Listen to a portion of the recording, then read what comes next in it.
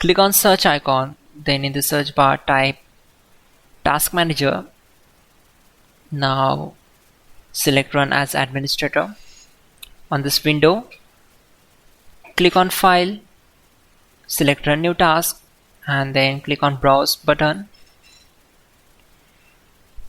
Now select this PC, open C drive, then open Windows folder. From here just scroll down and open C System32 folder. Then just scroll down and search for cmd.exe file. Double click on it. Then check this box and click on OK. This will open command prompt window. We already have the list of commands to make it easy for you. So we need to open Google Chrome. Then open google.com. In the search bar type hows.tech Windows commands and hit enter. From the search results, click on this link which is from hows.tech. Now just scroll down